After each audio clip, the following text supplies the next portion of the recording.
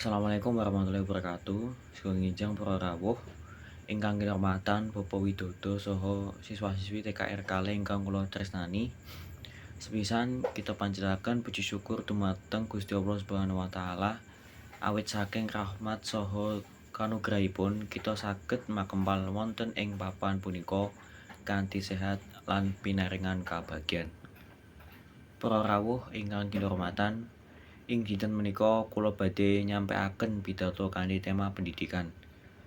Pendidikan punika minangka dalan utama kangge nggantos masa depan.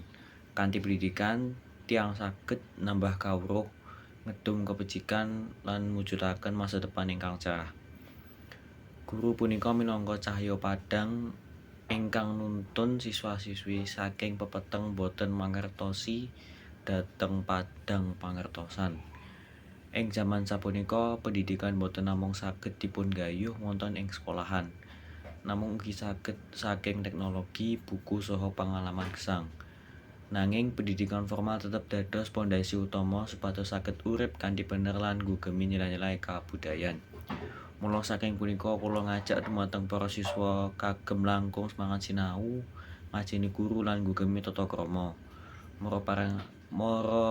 Marang para tiyang sepuh saha pamarentah mugi tansah paringi dukungan supados generasi muda kita saged dados generasi ingkang pinunjul, bermoral lan migunani kangge bangsa lan negara. Para rawuh ingkang kinurmatan, mugi pidhato ingkang cekak menika saged maringi paedah. Menawi wonten lepatipun pangandika kula nyuwun pangapunten. Wassalamualaikum warahmatullahi wabarakatuh.